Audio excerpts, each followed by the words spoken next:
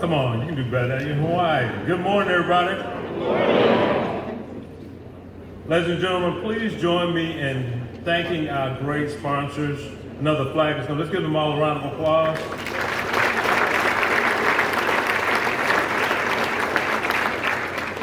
And especially our team that we forgot to talk about this morning, Fleur, for that great breakfast. Let's give them a round of applause.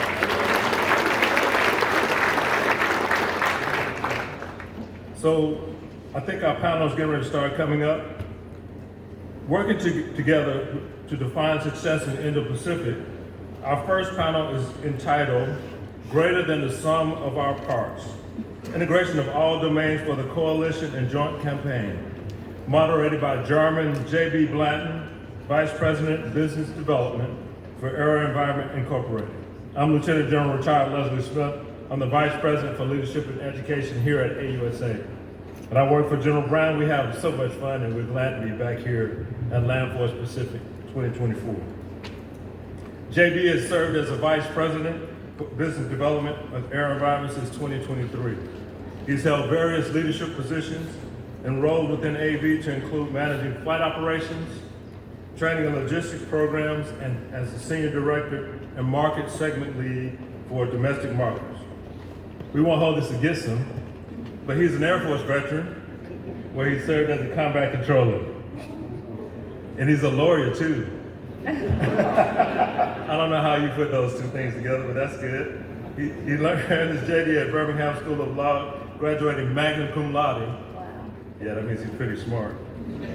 And his Bachelor of Arts in Political Science from the University of Southern Mississippi, graduating with highest honors. Let's give our moderator a round of applause.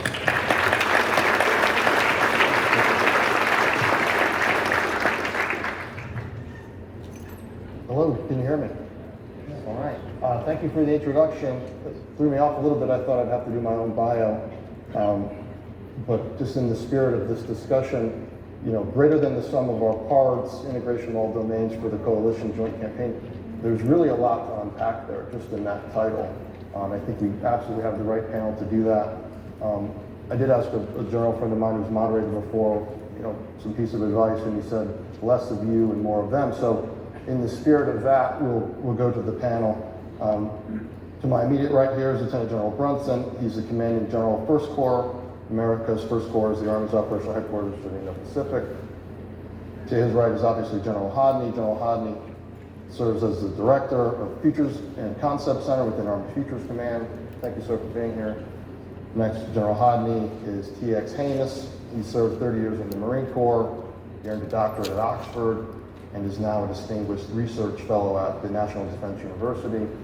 And last but not least is Ms. Marcia Holmes, who served a 20-year career in the Army as a civilian, and prior to moving to OUSD R&E last year, she is now the Principal Deputy to the Assistant Secretary of Defense for Mission Capabilities. So thank you, panel, for being here. I think we'd like to start with the group, some brief opening remarks, and we'll start with General Brunson. So. Yeah, I'll be very, very brief in that I didn't graduate from Oxford. I graduated from Webster University and Hampton University for my undergrad. So those are my letters. I would tell you that the letters I'm most familiar with as I look at this region is JPMRC, the Joint Pacific Multinational Regional Training Center, the combat training center that we have out here in the Pacific. Joint Interior Lines, or JIL, those are letters that are important to me. And then another thing that I think about quite often, along with those two things, about ways that we get after things here, is the fact that we have this land power network, the LN, that is absolutely critical to everything that we're going to accomplish in this region. General Flynn is fond of saying that this is not a maritime or an air theater. This is a joint theater, and everything that we do is inherently joint as we continue to campaign through the region. As the First Corps Commander, I have the great opportunity to be with a great many of the friends here, whether that's CK from Singapore and others who I've known over time. What we do here really matters. General Stewart, it's great to see you as well, sir, from Australia. The things that we're going to accomplish of significance in this region will take all of us working together. And I'm thankful for my small part that I get to play in. Very good, thank you.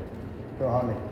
Yeah, thank you. So I'm going to speak a little longer than X just because I want to highlight, I'm going to talk about experimentation. And I hopefully get everyone excited about experimentation. You know, listening to General Flynn's opening comment about, campaigning with land power and what you talked about in terms of the joint environment. Even the experimentation we do is very much joint and combined. So I'm from Army Futures Command. I'm here on behalf of General Rainey. I think Command Sergeant Major Hester is somewhere in the crowd there. And where General Brunson and his corps are focused on one of the chief's focus areas is warfighting. Army Futures Command is focused on continuous transformation. And the Army Futures Command mission is to transform our Army to ensure future war-winning readiness. That time horizon for transformation, there's the near-term transformation in contact from now to about 24 months. Then there's the deliberate transformation, which is over the about 2 to 7 years. And then there's the concept-informed transformation that covers, beyond that. And in this theater, we certainly get a lot of value out of experimentation. There's no shortage of complex or adaptive problems that warrant looking at that through a lens of experimentation. I do want to highlight, we just finished, it's so March of 2024, it seems like a lifetime ago already because we're driving already into the next Project Convergence, but just a few months ago, we wrapped up Project Convergence Capstone. It's certainly our capstone event. We did it in 2 phases. We did it at Camp Pendleton, California, which was largely the broader joint experimentation. We informed the combined joint all-domain command and control efforts, integrated offensive and defensive fires, and certainly did a little bit of contested logistics. And then we did Part B at the National Training Center, which focused on joint forcible entry operation. We did core battle handover responsibilities. We also did a lot of experimentation on human-machine integrated formations. And lastly, the next Project Convergence is right around the corner. It's inside 10 months already. We're going to do that one forward and distributed in theater is the goal, and tied in with our joint teammates. And the goal is to do it right here in Indo-PACOM. So thank you very much. Great, thank you. It's always a pleasure to be here at AUSA. Good reminder of how big the U.S. Army is. I just finished Rich Atkins' book, Guns at Last Light, which gives you a feel for really the huge volume the Army can put out. We're supposed to talk about how you tie this all together. And I think the problem is we're seeing a revolution in all domains and joint and combined. The only time in history you can look at that looks like this is between World War I and World War II, where you have the old domains of land and sea being revolutionized, some of them being dragged kicking and screaming in the future, air with a big fight over what air should be, and EW largely getting ignored, so not a lot of changes. Today what's happening is we have the 4 old domains plus new domains of space and cyber. So we're having to try to tie them together. At the same time, you're all smart and many are challenging the few and exquisite. We have built a service since about the 1980s based on ever more exquisite and fewer because they're expensive weapon systems. Best in the world, but expensive. What we're seeing in Ukraine is $400 drones killing $10 million tanks. We're seeing $100,000 long-range drones pursuing strategic bombers and killing them at their home bases. So we're seeing kills at long range by ground forces. As General Flynn said, ground forces reach out. And the other thing is sea power. Drones and missiles launched from the land drove the Russian Navy out of the Black Sea. When you look at the geography of Asia, much could be said for potential to deny the South China Sea. EW is becoming a key domain, and I don't think we're spending enough time and effort on that. Space, the explosion of commercial space surprised people. It shouldn't have, because there are 9,000 satellites in orbit now, looking at the planet 24 hours a day, and by 2030 there should be 100,000. So what does it mean for allies and friends? The good news, if you're a relatively small state, you will get equivalent power cheaper. Today, anybody who can buy 4 missiles in a container can either put it on land or on a small ship at sea and kill any ship at sea. That's a huge change. So small states can inflict. Defense on air, land, and sea, defense is becoming dominant, which is good for us. We're on defense. In space, cyber, and EW will remain contested. Land reaches out thousands of kilometers now. The Navy is just beginning to adjust that, although the Chinese have been telling us this for a decade or more. But now small things like multi-domain task force, the Marine Corps' adoption of missiles means we can kill them at range. The problem we're going to have tying this together is everybody's on a different timeline. The time to marshal for land forces is months, possibly years. And the time to marshal cyber forces can be years to get in place. But execution on land is months to years. Cyber is microseconds. You've got the same problem, you try to match up space and EW. So how do you make your planning timelines work together? I think that's going to be the huge challenge for planners. The other thing is reliability of the domain. You have a pretty good idea what your kinetic domains do, what your percentage probabilities are. With a place like cyber, you really don't know until you flip the switch. Did they patch their software in the last hour? If you try to experiment and ping it to see, you probably reveal your attack. So you've got that problem. Then you got the reliability problem of EW. Did they change their waveform? Are we doing something different in the last 2 minutes? Because the cycle in Ukraine right now is 2 weeks between you get something new and the enemy figures out how to counter it, and that's compressing. So solutions. One of the things we got to do is rethink doctrine. Do we need a combined air operations center? When a land battery commander outshoots the JFAC, should he have to call back to South Carolina to get permission to shoot? Or is that an obsolete concept? So we've got to figure out how to do this with complex timelines. And then we've got to relook at the global integration cell that the Chairman Dunford set up, because some of these systems are going to be one-time use systems, particularly in space and cyber. Who decides this theater commander gets to use it and makes that decision quickly enough? Under law, SecDef does, but he doesn't have staff that does that for him. So we got to work that out. We've got to learn to fight disconnected, although we're talking about JADC2. We'll all talk together all the time. We'll all be happy and friendly. The fact of the matter is it's not going to happen. We've got to figure out how to fight disconnected. Fight better connected and fight disconnected. And it's about weapons, not platforms. We've got to stop focusing on very expensive platforms and look at the weapons that are launched. A cruise missile coming off a merchant ship is every bit as deadly as a cruise missile coming off a $1 billion frigate. In Ukraine today, they are building drones at the rate of 50,000 per month. The goal is 1.2 million this year. Following year, they hope for 2 million drones. You as a ground commander have to think, how will I move, shoot, communicate with 1,000 active hunters overhead? And on that happy note, I'll leave it. All right, well, I'm from OSD and I'm here to help.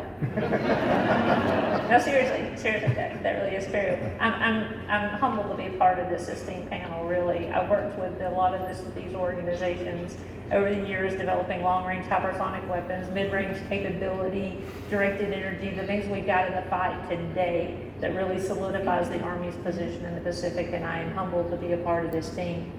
When I was offered to go to OSD, I went just to get insight into this panel's focus area, right? Integration and joint coalitions and joint campaigning. And the first briefing that I got when I was at OSD was on the long-range kill fires web. Now, I don't know if you've seen it. It's a pretty much of a spaghetti chart just for the services that we have today. And then you go and add our multi and allied partners, and it just gets even more complicated. So I quickly learned that modern warfare is really becoming less about singular service platforms and more about combinations of systems that we can rapidly develop and compose into more effective warfighting constructs. And the Department of Defense is really getting after some initiatives over the past 2.5 years to really develop some multi-domain solutions to strengthen peace and stability in this region. And I'm excited to share some of those with you. We have what we call Rapid Defense Experimentation Reserve. We were just talking about that in the green room with General Hodne. It's an opportunity for us to kick off in 2021 as a Deputy Secretary of Defense priority, and it's an opportunity just for accelerate prototypes, experimentation, and for technologies that can really rapidly be builded to address joint warfighting gaps. It gives us a campaign of experimentation that we'll talk more about through the Army's Army Futures Command. It gives us an opportunity to go out and experiment with solutions and that could fill multi-domain gaps. It goes beyond evaluating those individual capabilities for service-specific requirements, and it focuses on providing some analysis and evaluations of how that technology actually closes the joint warfighting gaps.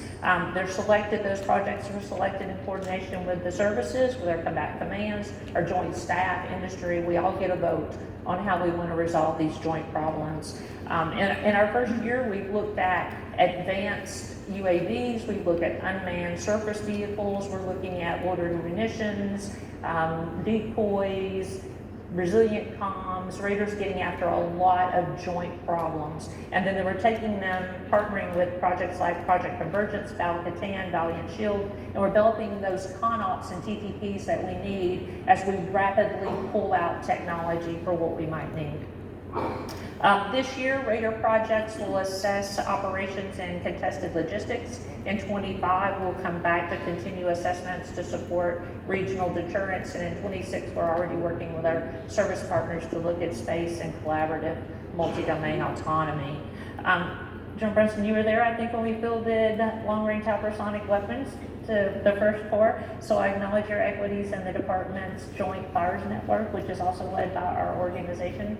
Joint Fires Network is a mid-sea prototyping effort that's going to develop a battle management platform and display real-time used actionable threat management across all of our geographically dispersed commanders and our allied partners, and that should address INDOPACOM's top priority right now. We did a demonstration of JFN 0.5 in December of 23. JFN 1.0 will achieve initial operational capability this year following radar experimentation in Valiant Shield. And we're well on our way to transitioning that to a program of record through our service partners. Another initiative that we have ongoing is called AppBit, Accelerate the Procurement and Building of Innovative Technologies. It's procurement funding, and a lot of people don't know about this available procurement funding that's out there for the services. And it's for small, non-traditional companies that have proven something, demonstrated a capability, and the services just need some time to get across that traditional POM process. So it keeps those small businesses going that otherwise wouldn't have the capital to stay afloat while we work through the POM process. So I really would be happy to share more information on that. 22, we got $100 million and we awarded 10 projects. 23, we were at $150 million, we ordered 11 projects. In 24, we had an appropriation of $300 million in procurement funding. So I'm from OSD, I am here to help. So beyond these initiatives, I would say that, our biggest strength in this area is with our allies and partners. AUKUS, a lot of people have heard about the relationship between Australia and the United Kingdom. We're accelerating advanced technologies. We're working together. It has two pillars, Pillar 1, Pillar 2. MC mission capabilities is more closely aligned with AUKUS Pillar 2. We're looking at a lot of uncrewed autonomy work with the Australians from the seafloor to the stratosphere. Specifically, we are looking at them participating in some of our experimentation and then us participating with them in Autonomous Warrior 24. And in September 23, OSD R&E entered a partnership with the Japanese Ministry of Defense. We signed a Defense Science and Technology Cooperation Group. We believe there's a lot of opportunity to explore new frontiers of defense S&T collaboration experimentation with Japan to bolster our interoperability here in the Indo-Pacific, and further continue to strengthen alliances with the Philippines, the Republic of Korea, all of our other national partners here in this region. So as you hear throughout the week, the Department of Defense is committed to the integration of all domains for the coalition and joint campaign, and we truly believe that the U.S. military and the alliances are greater than the strength of their parts. And thank you, I look forward to your questions. Thank you, that's great. So I did see that there's a questionnaire flowing through. The panel does want to be collaborative, so if you have questions or comments that you'd like the panel to address, please send those forward. I do have some prearranged questions already. We'll start with General Brunson. General, sir, I wonder if you could talk through nested objectives with a region that covers 2 oceans. How do units that operate below the strategic level plan and execute operations that nest with our nation's overall goals for the Indo-Pacific? Thanks for the question. I think first it starts with looking at the national defense strategy and what it tells us we're supposed to do. One of the things that USERPAC continually challenges the Corps to do at the operational level is to ensure that we remain nested. And if you look at that slide, I don't know if it's going to come up now, but that's the way we try to nest our ways. So one of the things General Flynn talks about is we've got 3 ways here within USERPAC. And my Corps contributes to those, but I'm also tied between 2 different commands, FORSCOM and USERPAC. So the way that we look at this is there are some things that are inherent to a Corps that's CONUS-based that we have to do. But more importantly, it's the things that we do to support that integrated deterrence. And for us, it's assuring friends, partners, and allies that we are going to be there, that our presence means that we are out there to compete. Between 8 to 10 months out of the year, the Corps finds itself forward in the region. And when we're in the region working alongside friends, partners, and allies, what we're trying to drive is deep human interoperability. We're trying to refresh ourselves on our procedural interoperability by way of how do you fight? We have great opportunities to do that. In the future, you'll see us at Yamasaka, where we'll not only conduct a warfighter, but we'll be with our Japanese partners or our Australian allies. And we'll be forward in the region. And when you talk about experimentation, bring the things to us to experiment on because we're in the region. There are certain frictions that occur within the region that don't occur at the National Training Center, they don't occur at Fort Polk, Louisiana, they don't occur out at 21 Palms. I mentioned that to you, sir. They occur in the region. And when we capture these reflections from the things that we're doing, that nesting becomes even more important because what I'm able to do at an operational level is pass to that headquarters, USERPAC, the things that we're discovering about our partners and other ways and investments we might make in the future. Every year that I've been in command over the past 3 years has been different in terms of the partners that have shown. There's this coalition of the willing that's coming together because we're all aiming toward a free and open Indo-Pacific that is setting itself contrary to what General Mick Ryan, who's sitting out there still, I believe, calls authoritarian collusion. We're setting ourselves absolutely against that. So I don't know that I answered your question. I kind of said what I wanted to say, which is we are absolutely nested with everything that not only the National Defense Strategy is saying, but more importantly, what the U.S. Army Pacific is attempting to accomplish, a heady thing that they're trying to accomplish in the region. And then the Corps finds itself absolutely involved at every step of the way, whether we're at home or whether we're forward. We're trying to ensure that our partners know that we are not transactional. We're absolutely engaged with them all the way forward. Very good. So I do want to pause after if anybody ever wants to weigh in, so I cut off the panel. We've had a lot of talk, General Hodne, about experimentation, and I wonder if you could just talk through the difference between experimentation and an exercise. They seem to get conflated sometimes. I'm not sure that, maybe for me at least, explain the difference. Okay, yeah, thanks, Jarmin. I appreciate the shout out to experimentation from my wingman X here and Marcia. Appreciate that. You referenced the balance shield. Certainly, I think Colonel Promotable Zach Miller is probably in the room. He commands my Joint Modernization Command, and he's responsible for his team is responsible for supporting our joint experimentation that occurs both in Europe and in the Pacific right here. So, but there is a distinction that I think we need to just make sure folks are clear on from experimentation and exercises. One, exercises are focused on accomplishing a mission. Experiments generally examine problem statements, complex adaptive problems I talked about. Exercises are focused on, readiness, unit readiness, training readiness today. Experiments, the readiness benefits we might not see till a future down the road. So there's things that we got to take a look at there. There's, training objectives define the scope of exercises as opposed to experimentation objectives and learning demands. What do we want to learn? We might get something wrong. It might be a hypothesis we're testing an experiment that you learn, okay, that's not going to work. Next year we need to adjust it in the experimentations. We need to do that. Exercises also have a degree of free play. We want part exercises. The benefit of it is leaders get to test the full range of their capabilities and make decisions along the way, whereas in experimentation, the use cases and the threads we're trying to experiment probably have a little more specificity to them to make sure we walk away with the data that we wanted to get from the experimentation. There's a benefit to doing experimentation forward, which is exactly what General Rainey's driving to. Camp Pendleton was great.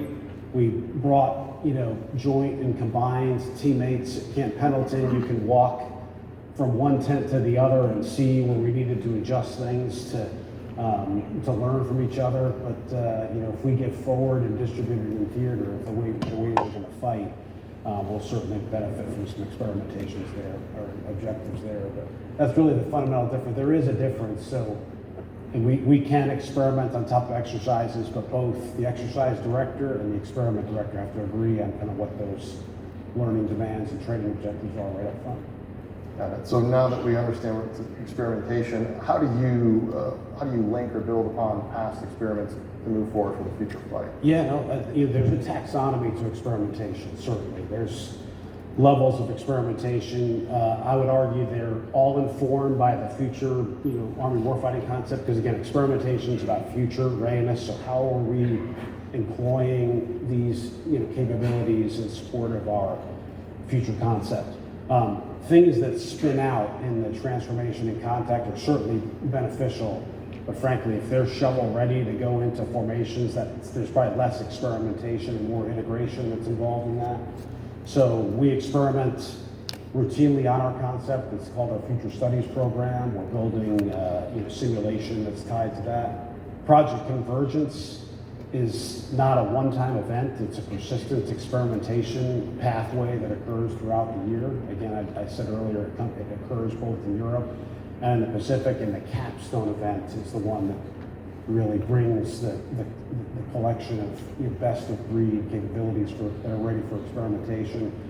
And then even below that, we have Army future warfighting experiments that occur at our centers of excellence across the Army, and that's probably a really good entry point for industry to bring technologies they want to experiment into that particular experiment.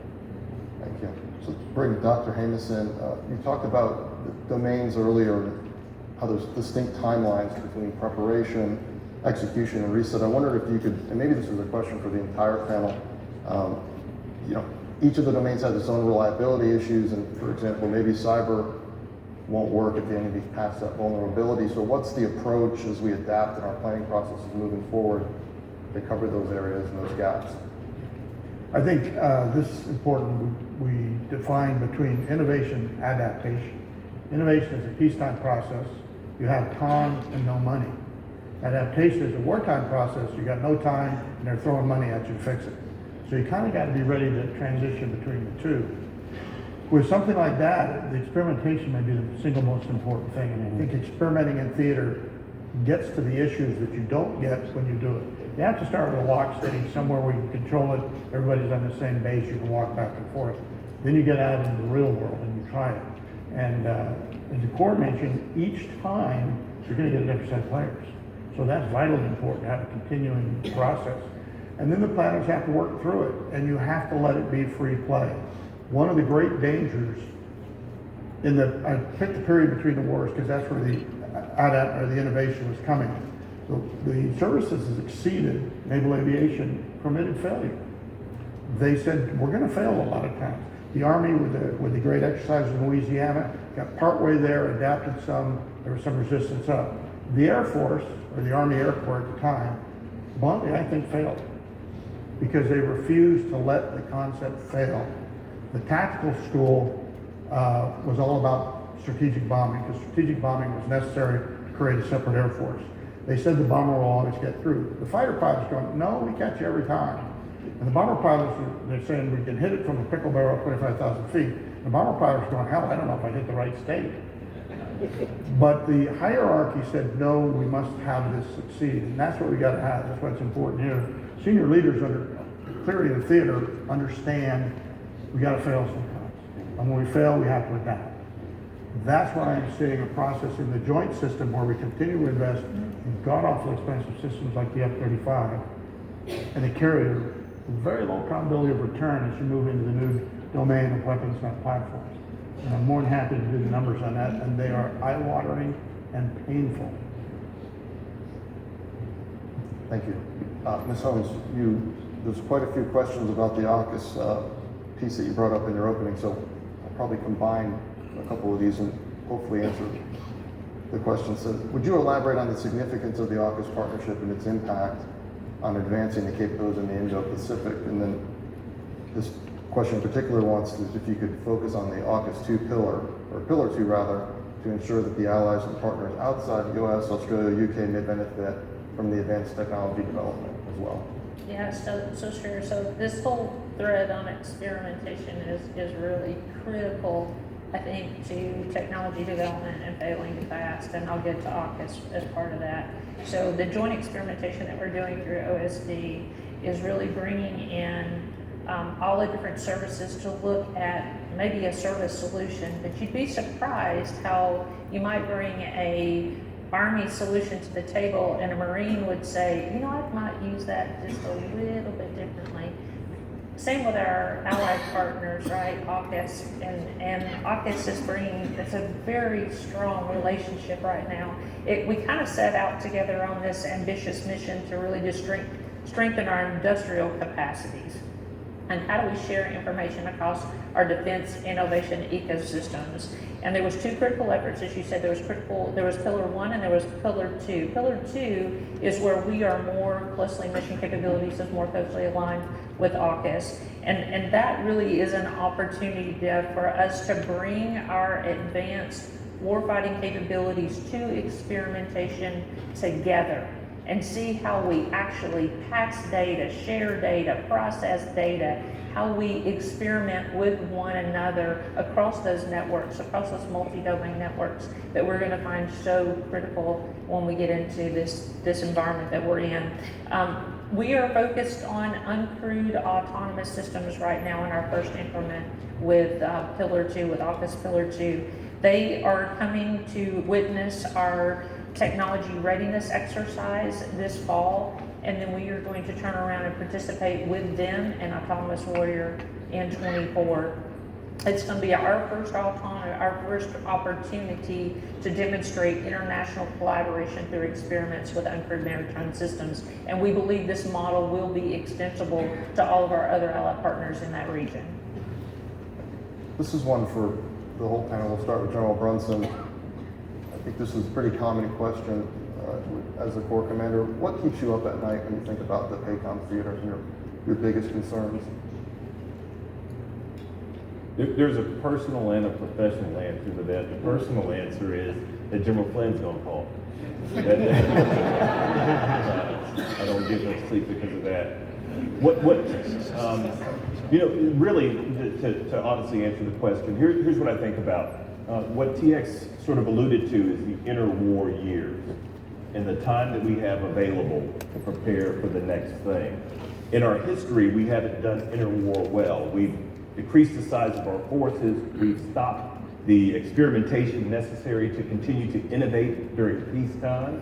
And we find ourselves cast into adapting as we come into the fight. That keeps me awake at night. We have this unique opportunity to cement the land power network as it exists now. We have a unique opportunity right now to ensure that land power remains a preeminent concern of folks in the theater who recognize that this is a joint theater that will require joint and combined solutions. If we don't realize those things that to those of us in the room are readily apparent, that keeps me awake at night. We only have so much time that we can be engaged at the levels that we're at before we come to the end of our time. And woe to us if we look back and say, if I had only made that association, if I had only made that call, if I had only made that invite, if I'd only experimented in the region to test our new and emerging capabilities against an adversary. That keeps me awake at night. There are more days behind me in the Army than ahead of me in the Army, and that keeps me awake at night. Thanks. I think I would boil it down to two words, urgency and coherency. And what I mean by that is, I'm the Director of Futures and Concepts. The Army Warfighting Concept looks at 2030, 2040. The new Joint Warfighting Concept is looking at 2040. And frankly, if I drove up the hill to Schofield Barracks and started talking to one of my old formations about 2040, you know, all of the leaders and soldiers in that formation's eyes would glaze over, because that's not the time horizon those soldiers are thinking about. But there's an urgency, clearly. I mean, the recent Army structure message, our Struct 2529, on paper defines the Army, you know, through 2030. It's 25, 29, and the time it takes to, you know, research, experiment, prototype, build in the field, that if there's new capabilities we identify in our experimentation, we've got to begin that work now, or else it won't be in formations by the time 2040 rolls around. So there's an urgency to this space, you know, and you can feel it, at least in Army Futures Command and our experimentation endeavors, and the scenarios that TX mentions. You certainly see in today's dynamic battlefield certainly warrants the urgency that we're looking at. On coherency, you know, we saw robotics and autonomous systems platoons working side by side, UK and US, you know, and how we use and employ those technologies are different. So coherency, what lessons are allies and partners or services learning and capabilities, and how are we sharing that, so we're not plowing the same ground and we're not learning lessons when we need to be sharing those lessons in experimentation events like Project Convergence Capstone. Things may not be shovel ready, but we're learning a lot about robots and robotic, you know, deployment, human machine integrated formations. And as we're all on our own paths of discovery, you know, sharing those lessons in a coherent manner, because time's not on our side, quite frankly. 2040s, you know, in my space, 2040s might well be tomorrow. Thank you. I think the thing that scares me most is we're spending most of our money on the wrong stuff. We're buying really expensive stuff. A carrier and its air wing costs $23 billion. That's just purchase. That's not operating costs or O-clubs or all the other stuff you need to support it. For $23 billion, the Chinese could buy 20,000 anti-ship cruise missiles, and I'm betting one of them gets through. And then put them in containers, which everybody's doing now because you got to hide your stuff. Well, you can't kill all the 20-foot containers in the Pacific. So we're buying the wrong air. The Air Force is, all the services are doubled down except the Army on the F-35. GAO says the F-35 cost us $130 million per airframe. But the 8,000 operating hours at 40,000 an hour is another $320 million. So one F-35 costs you $450 million is your long-term investment. Except full mission capable rate right now is 29%. So you got to buy 3 to do what an F-35 is supposed to do. $1.35 billion for one airframe. We can't do that. On the other hand, the Chinese are buying drones that for $100,000 are GPS independent, fly 1,500 kilometers, or about twice as far as an F-35, and are GPS independent and runway independent. They launch off the back of a truck. So again, when you figure the cost of your airframe and your carrier, you've also got to figure out how much is it going to cost me to defend it from really cheap stuff.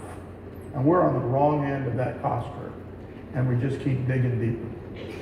So another happy note to end on. That is pretty scary. No, so what worries me? Well, so it's, you know, it started with that long-range fire skill web that I saw that looked really scary.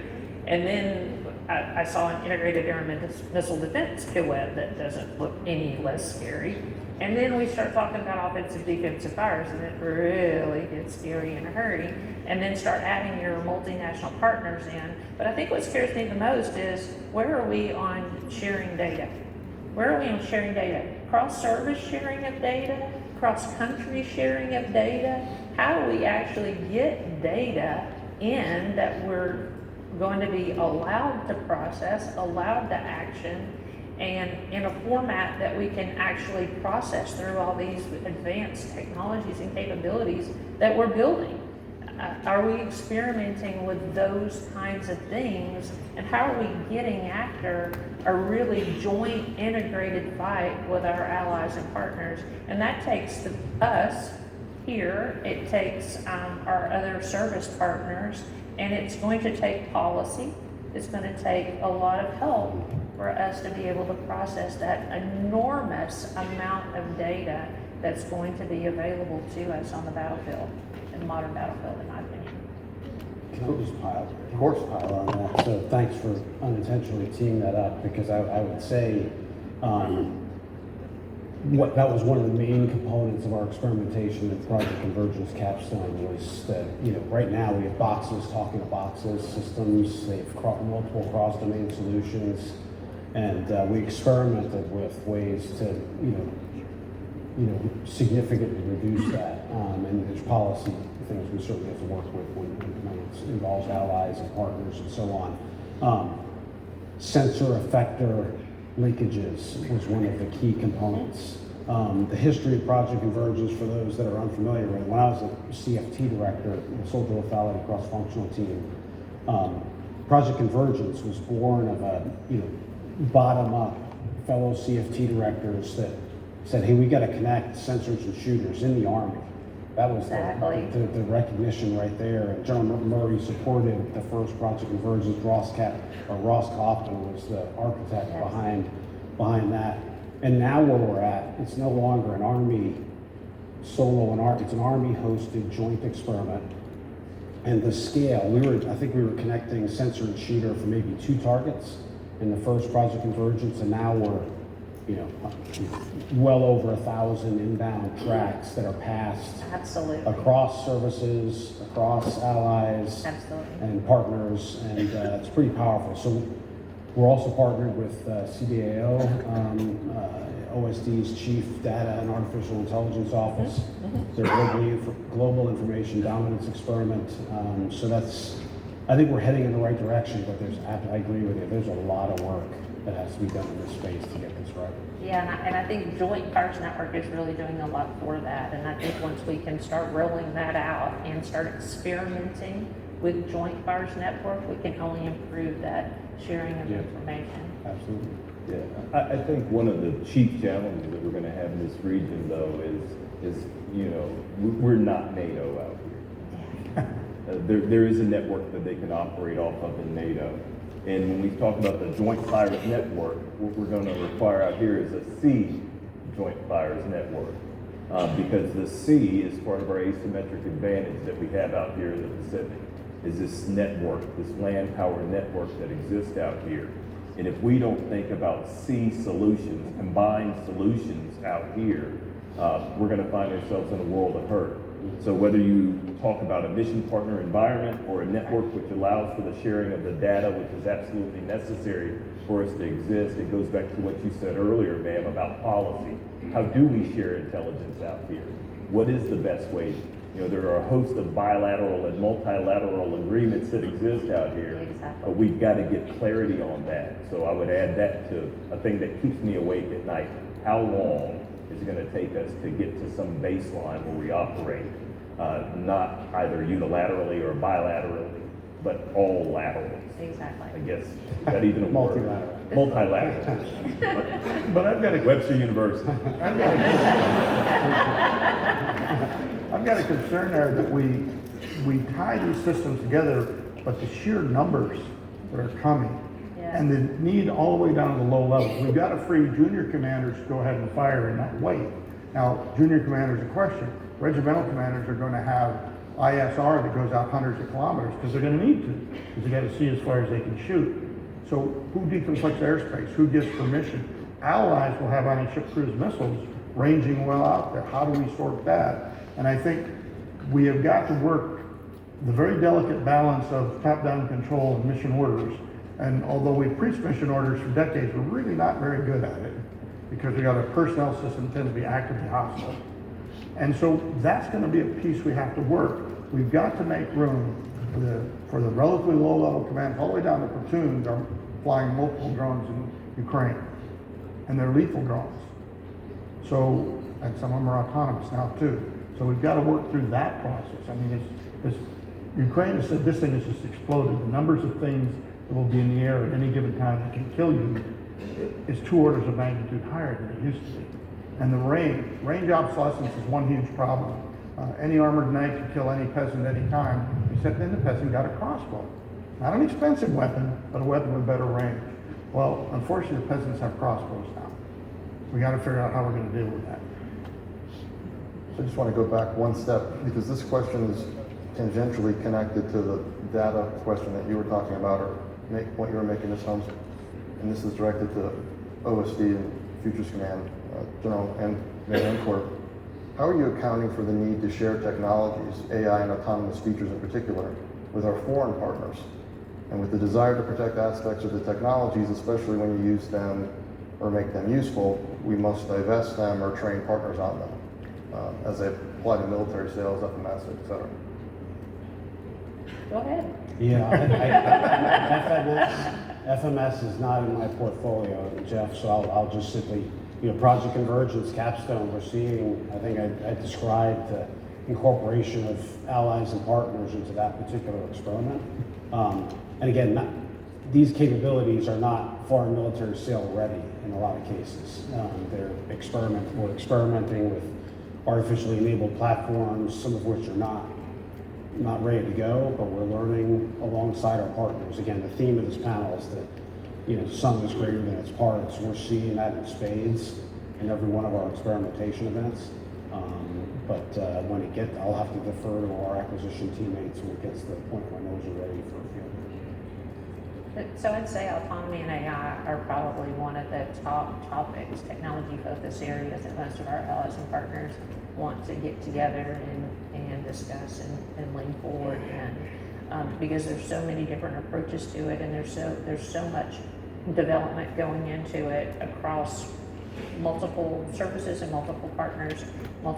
And I think that we're going to have to again come back to how do we share that information, how do we share some of those algorithms that we're all developing, so that we know as we interoperate how they're going to respond, as we share command and control of autonomous platforms out there, there has to be some understanding of what we're developing and the level of autonomy that we're going to develop, and what rules and policies we're going to put in place, and then what they will allow for their services as well, and their platforms. I also think, what's sharing across theaters. I know it's not NATO out here in the Indo-Pacific, but what's happening in Europe with secure but unclassified, encrypted, type policies.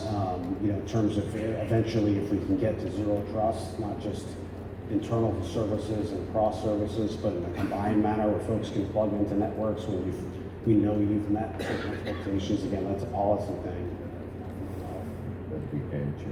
I'm a little bit concerned that our thought process of this is very much rooted in the period from 1939 to 1989, where great technical advances came out of DoD labs. Right. But prior to that, and after that, the great advances are coming from kids in labs. Prior to World War II, most of the great advances that were needed came from commercial labs, and it was the military asking would share it with us. And I think we've got the same point. 3 weeks ago, they had a competition that said, can you design me a GPS independent drone that self-targets? And 3 students got together and came up with a $500 drone that essentially uses Tomahawk type navigation based on Google Earth. So maybe the question isn't what should we share, is how do we reach out and make it open source so that everybody's in on it? Because everybody's developing this. There's over 100 drone companies now in Ukraine. 2 years ago, there were a few drones flying. Next year, there'll be 1 million, and many of them will be GPS independent and increasingly autonomous. So maybe the answer is not looking in, looking out. The good news is we're doing that. Modular open system architecture, General Rain would say, our industries are United States superpower, and partnered with universities, Carnegie Mellon University's artificial intelligence work, the AFC's Artificial Intelligence Integration Center is partnered with Carnegie Mellon.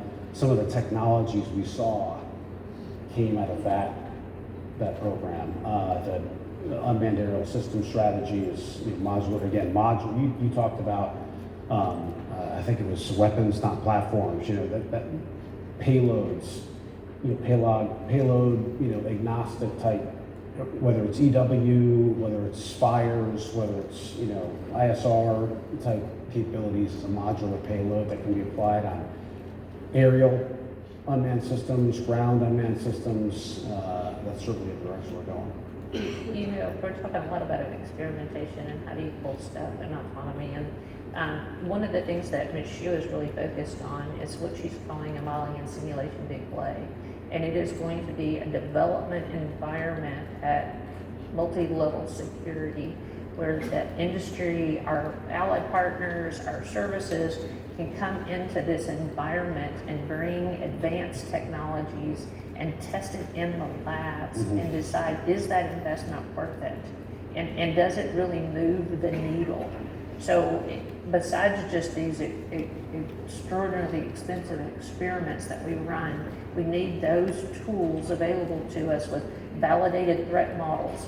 This will have validated threat models. We use the service platform models, and it'll be an opportunity for industry partners to come in and do work within this collaborative environment to say, yes, we are working on the right things and we're investing our research and development money in the right places to move the needle. I was waiting for you, sir, if you had a thought there. No, I was gonna, it's kind of, one of the things that I think we need to do better is take best advantage of the war gaming that is going on so that we can get to better illustrative scenarios, that we might get to better requirements, that we might get to better understanding of the capabilities necessary, that we might organize ourselves better. At a very, very low level, we talk often about the need to stop tearing off paragraph 1 of the op order and sitting it to the side. We've got to organize ourselves differently for the challenges that are ahead. And there's a reticence a great many times to organize ourselves differently, to think about what might actually be required. But that's going to require a whole of DoD coming together and understanding what the actual theater requirements are based on plans, based on thoughts, based on assumptions being made. I think that would start to change that. So while we might do those technical things, we need to do the same thing on the more pedestrian operational side of things as well, to open this up, to start thinking about what we might get from this asymmetric advantage that we have. What are the assumptions these nations are making? We often talk here about the geometry of our geography based on long distances. But as we begin to look at every nation that's involved in this land power network, we start to consider every nation being a vertice. And you go out from that vertice and you have these lines of communication that exist to make this network amongst all these nations. And we have to start looking back at that vertice and say, what are the impacts on this nation? How do we need to be organized to take best advantage or make best advantage of the contributions they're making in the region? Heretofore, at least at my level, we haven't fully done that as well as we could. And so we've committed ourselves to trying to look at things differently. Sometimes I saw a map in Japan recently that was east up and it was looking down and it was a cat. And I understand that to make it absolutely plain to me. First island chain, I understand that now. There are so many that say they hear fit or first island chain, they go, oh yeah, I know where that is. But if you ask them to point it out on the map, they could. Now, I will tell you, to be fair, 5 years ago I could not either, but I can now.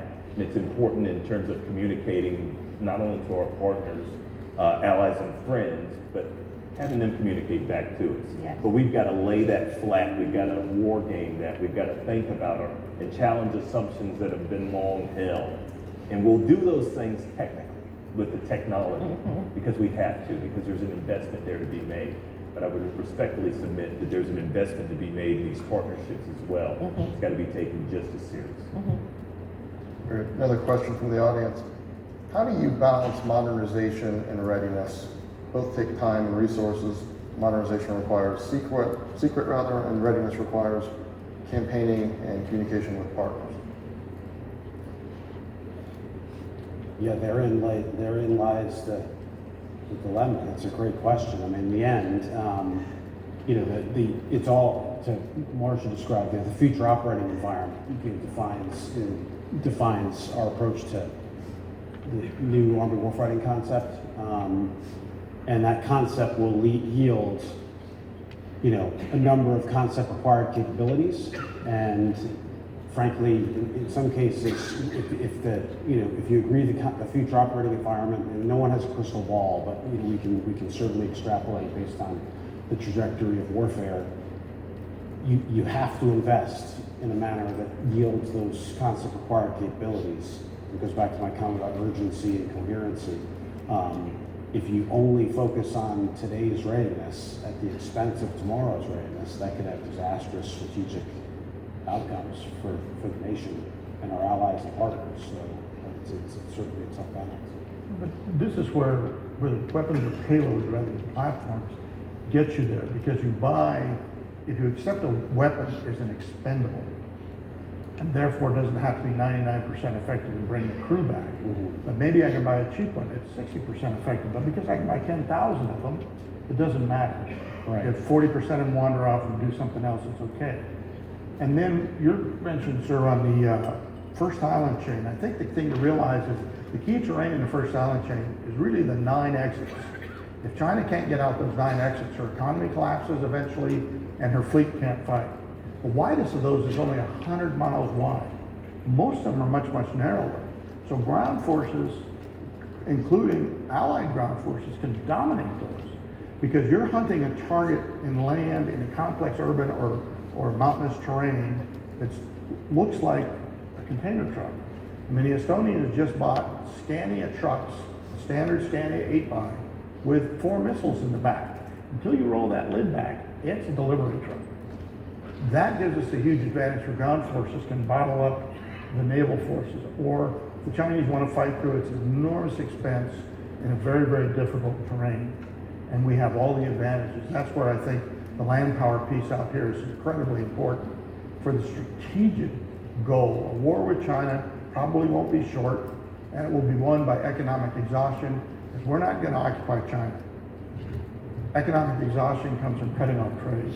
And the Army and Marine Corps are probably the best suited to do that effectively with our allies, provided the allies want to get in that game. But then the ranges aren't all that long. All right, changing course back to Ms. Holmes here. How are you, or OSD rather, integrating the defensive industrial base and the Pacific industry partners in their future exercises? What is OSD's message to industry leaders here today at the conference? So we have a number of initiatives that we fund that actually go out in partnership with the services. We do nothing without our services, that go out and find mature technology. We bring it into experimentation and we demonstrate it with the services for applicability to their operational mission. My message to the industrial base today is get it out there. Get it out there. Let us see it. Show us the utility. We're offering experimentation avenues for you to come in and show us what is available. Make it available. Make it affordable. Be able to deliver on promise. If you promise that you can deliver it today, deliver it today. Don't promise something that you don't have capacity to produce. I think I've told some of my industrial partners, it's a double-edged sword, right? You come out and you perform and you show that you've got promise. You have to be able to deliver on that promise, right? So you have to have that. We have tools to help with that availability. We're building that modeling and simulation environment. It's blue box black, as we're calling it. You can come in and see how you play in a multi-domain environment. Do you have something that you thought you could sell to the Army, but it's really good for the Navy? There's opportunity for industry to join the fight with us in this environment. And there's a question here for General Hodne. It's the same question. It's how does industry get in that? What's the avenue for them or the venue? Yeah, so I described, the Army Future Warfighting experiments through each of our centers of excellence, and certainly that's generally the feeder event into our experimentation pathway. Any of our labs, and U.S. Army DevCon is another important pathway.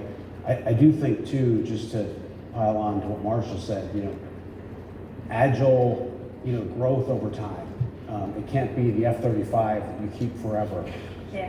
Tranches of capability that, just like kids don't keep their iPhones for more than a couple of years before they want the newest iPhone with the newest cameras. The same applies to the technology, and I know that's going to be critical, that over time it's got to be able to evolve. It's a critical entry consideration. General Brunson, nations across the Indo-Pacific have varying capabilities based on research, FMS, which we talked about, and budgets. How does the joint coalition build capabilities across multiple cultures, dialects, and skill sets to maintain a network of deterrence in the region? I think that, when you look at the schools of interoperability, you've got human, procedural, and technological.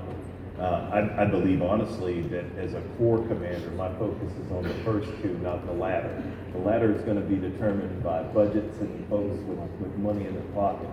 But what I can ensure is that in terms of nation to nation, the way that we're communicating, the things that we're making our partners a part of, understanding the ways that they fight, again, that means for assuring them that we're taking into account the ways that they accomplish their objectives. I think that's my part of the fight. I don't busy myself with worrying a lot about the technological things that nations have. My job is to be able to put us, the Corps, in the best position to secure the objectives placed before us, and to do that alongside my partners in a coalition sort of framework, or with the joint force, is to provide the things that my secretary says that the Army provides, one of which is C2. So I've got to be able to do command and control no matter where we are. That requires a network to do that. There are some technological things that we have to bring to be the best partner that we can be. But I think if there's a increased importance on the human and procedural interoperability, then when it comes, whether it's competition, crisis, or conflict, we'll be set and show up in a place because we'll be valued. TX, Dr. Hamus, given your comments on the F-35 and the carriers, what do you recommend that the land forces should invest in now? Land forces should be, again, to survive either at sea or on land, you've got to either have overhead cover, which of course can't get at sea, or you got to play Where's Waldo. You got to look like everybody else. So while I think Typhoon is a great idea, and it's in a big tractor trailer, make it look like a civilian tractor trailer. Also get it off the tractor trailer and put it in a container. Container is multimodal. So soldiers can fight from a sea platform. The Iranians just put a container on it, some kind of a barge, and shot it, and a ship cruise missile off it. That makes you truly intermodal. The other thing, the beauty of a 20-foot or 40-foot container, most ports throughout Asia can handle containers. You'll have a crane to lift them ashore, you can get a mechanical one, a container ship with its own crane. Lift it ashore, and then buy the truck, and buy the trailer, and then you really look like a local. And I think that's, I did a ne'er-do-well tour with the CIA for a while, and often our escape plan was they gave you a belt with gold coins in it, figure it out. Why can't we do that for battery commanders? You have to have your weapons, you have to have your comms. Transportation, food, water, some medical care. Hey, here's a pile of money, make sure you spend it wisely. That sort of a concept changes the logistics situation dramatically too. We're not trying to move huge amounts of water, we're just buying it locally. We're not trying to move a lot of food. There's 105 million people in the Philippines. You put 100,000 soldiers in there, not even a blip on our food market. That's the kind of thoughts we gotta think through. So think different. So General Hodne, I wanted to go back, there's a question and then I wanted to ask you about if there was any banner highlights from PC C4, but it also ties into the question, given the rapid cycle of adaptation we've seen in Ukraine, the quickest 2 weeks that we've seen potentially, how has this influenced the design of the experiments that you're conducting at Futures and the technologies that you're going to be integrated to transfer the force? Yeah, no, thanks. Over 200 technologies, demonstrated not just U.S. but across allies and partners, Project Convergence, Capstone, both Part A and Part B. The official insights reports will be coming out here shortly, but I would tell you, things like extending simple things like an aerial tier network expansion, where formations were operating and they were wondering, wow, we can continue to talk because there was an unmanned aerial system, solar powered, that was airborne for multiple days, that was able to provide that, that network retrans capability. That certainly is a highlight. I think a lot of folks walked away understanding the potential of human-machine integrated formations when they saw the live fire demonstrated at Fort Irwin, California, and from the range of soldiers at the squad level employing unmanned aerial systems. It changes the scope. And company commanders now have extended ranges that go beyond the organic mortar systems they might have in a light company, but actually the precision effects, at echelon, certainly something that was impressive. Watching the robotic formation that was at the forward line of troops, that was essentially able to engage with javelin systems, machine gun systems, robotic breaching capacity with a MICLIC on a robotic combat vehicle. So, and even just tactically, when you watched a tank, a manned tank come in and provide suppressive fires after with the robots at the front, your surface danger zone, calculations are different when there's an unmanned system to your front as opposed to a manned formation that you have to account for. Certainly, you would be masking those fires. So, a lot of potential there in so many different ways. The lists of firsts and firsts and bests kind of insights were probably extensive. I forgot the second. Was there the second question? Repeat that. No, I think you guys are. Okay. Ms. Holmes, and you've touched on this already, but just to expound on it, how does the department ensure alignment of the requirements, the technology development, and the acquisition across the services to deliver integrated multi-domain solution? Yeah, so that's a really good question, and one that I thought was already being done when I got to OSD. I thought that was an easy answer. But it lies in, there's a new DoD directive called 7045.20. It's called Capability Portfolio Management. And the Joint Staff is responsible for capability portfolio management reviews.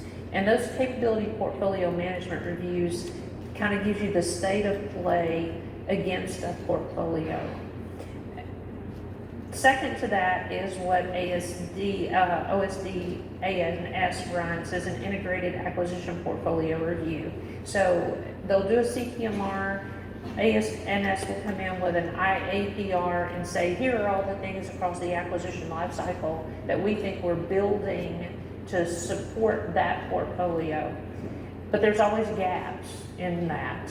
So new this year in 24 is an OSD R&E-led technology modernization transition review. And that's going to lay out all of the technology modernization, the science and technology, the industry development, what's going on in academia, so that you can clearly see for every portfolio, here's what we're doing for acquisition, and here's the technology that we can roll in on the back end to help fill those gaps. And I didn't guess or recognize that wasn't being done. Now that whole integrated portfolio management is going to allow us to get after the gaps and have a more robust portfolio against requirements, acquisition, and technology development. Can I just add, in terms of specific to the Army, we've examined and talked about the concept required capabilities, and what we've done is tied, what the roadmap, what requirements yield our ability to execute those capabilities, and there's a lot of our S&T efforts aligned to those concept required capabilities is certainly a critical aspect of that. And those are captured in the portfolio management reviews, which then reflect across all the services that can say, well, the Army's filling that, has this capability that fills this gap, right? That's exactly right. Great path forward. Okay, so we're about at the end of our time here. I did want to give the panel the opportunity to any closing comments and cover something that they didn't cover in the question and answer session. General Brunson, we'll start with you, sir. No, thank you for your great hosting duties and moderating of the SOAP here.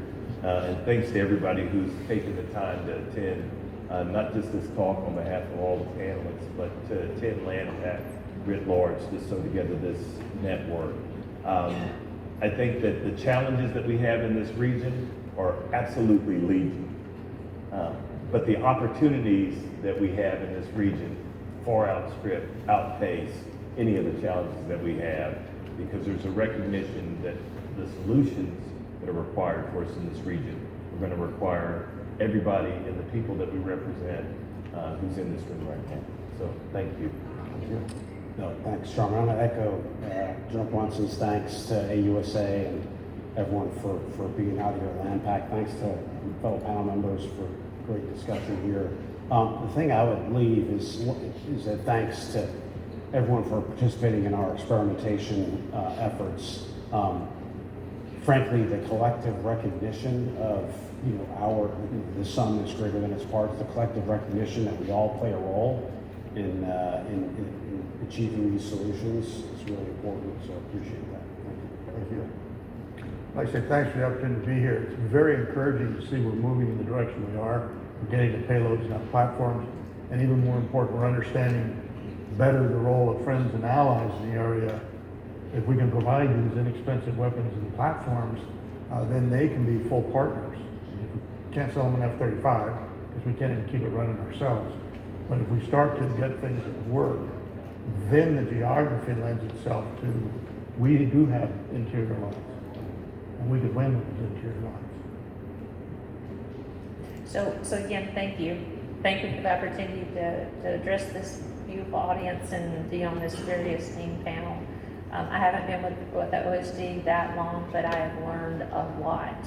And I've seen the change in direction. I was with the Army at the height of modernization, and I've been watching all the wonderful things that are rolling out and that are truly being used in a joint fight. And now I can see the application at that strategic level of the fruits of the labor and the inclusion in this theater that maybe wasn't always there in the past. So congratulations to the Army for the hard work that they've put in and for the movements that we're making in this region with our allies and partners. Thank you very much. Okay, thank you. Thank you for the great questions, and that concludes the panel for today. The first panel.